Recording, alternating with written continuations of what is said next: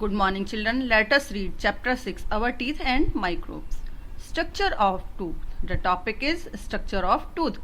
The portion of the tooth seen above the gum, यानी कि जो पोर्शन टूथ के above यानी कि टूथ के बाहर का दिखाई देता है, above the gum यानी कि गम से ऊपर, is called the crown. उसे हम crown बोलते हैं. The portion of tooth, tooth का जो पोर्शन दिखाई देता है inside the gum, गम्स के अंदर होता है, इज कॉल्ड द रूट. उसे हम रूट बोलते हैं. The portion just below the crown, जो पोर्शन क्राउन के ऊपर होता है, बिलो मीन्स नीचे होता है. The portion just below the crown, जो पोर्शन क्राउन के नीचे होता है. एंड अबव द रूट, और जो रूट के ऊपर होता है, इज नोन एज नेक. उसे हम नेक बोलते हैं. The crown is covered with the hard layer called enamel. ये the crown is covered, crown किस चीज से ढका हुआ होता है? With the hard layer, एक hard layer से ढका हुआ होता है जिसे हम enamel बोलते हैं.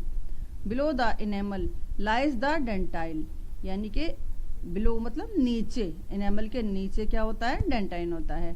It is quite hard, ये बहुत ज़्यादा hard होता है.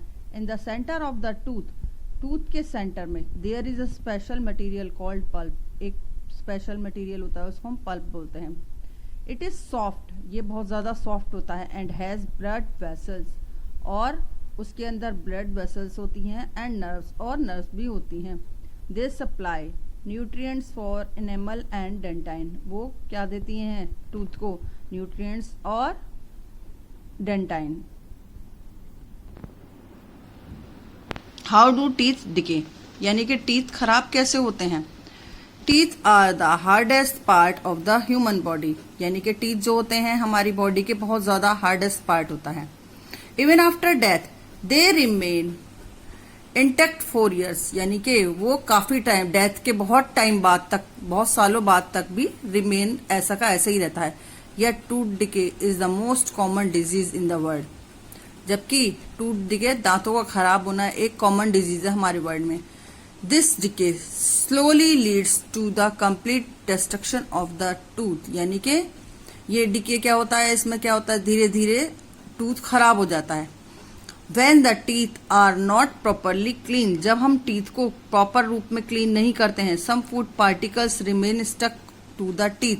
हमारे टीथ में कुछ फूड पार्टिकल्स स्टक हो जाते हैं, कि लगे रह जाते हैं, और remain in between the teeth, और दांतों के बीच में रह जाते हैं. Micro organism in the mouth act on these food. तब क्या होता है, कुछ ऑर्गेनिज्म होते हैं उस पे एक्ट करते हैं, यानी कि उन पे चिपके रह जाते हैं, और एक तरह का प्रोसेस होता है जिसमें कि the food particles and the begin to produce acid, जिसकी वजह से उसमें एसिड बनना स्टार्ट हो जाता है.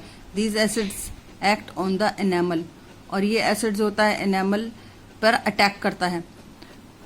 द हार्डेस्ट सब्सटेंस जो होता है एनेमल टूथ का. स्लोली दे प्रोड्यूस कैविटीज, जिसकी वजह से क्या होता है, उसके अंदर कैविटीज आ जाती है. Exposing pulp which causes pain eventually to tooth destruction if proper care is not taken. यदि हम टूथ की प्रॉपर देखभाल नहीं करते हैं दांतों की, तो क्या होता है, हमारे टूथ खराब हो जाते हैं. Care of teeth. अब how do we take care of our teeth? हमें अपने दांतों की देखभाल कैसे करनी चाहिए? The most important preventive measure for tooth decay is brushing teeth, यानी कि बहुत ज्यादा इम्पॉर्टेंट क्या होता है, हमें ब्रश करना. यानी how do we brush the teeth, यानी कि टीथ को कैसे ब्रश करना चाहिए जिससे कि हमारे टूथ खराब ना हो. Toothbrush removes the food particle stuck to the teeth, यानी कि टूथब्रश का वर्क क्या होता है, वो हमारे फूड, जो टूथ के अंदर फूड पार्टिकल स्टक होते हैं, लगे हुए होते हैं, उसको रिमूव करता है टूथ से. जो टीथ के बीच में लगे हुए होते हैं. It is good to brush our teeth after every meal, यानी कि ये अच्छा होता है कि हम खाने के बाद क्या करते हैं, ब्रश करते हैं. और at least brush your teeth twice a day, और कम से कम दिन में 2 बार ब्रश करना चाहिए. Example in the morning and at the night, यानी कि मॉर्निंग में भी करना चाहिए ब्रश, और रात के समय में भी करना चाहिए.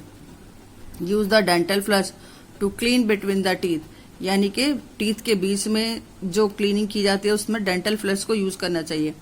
After every meal wash your mouth, यानी कि खाना खाने के बाद भी हमें अपने माउथ को वॉश करना चाहिए और गार्गल करना चाहिए, जिससे कि हमारे माउथ के अंदर जितना भी फूड स्टक हो वो सब बाहर निकल जाए और हमारे टीथ क्लीन हो जाए। Okay children, thanks, have a nice day.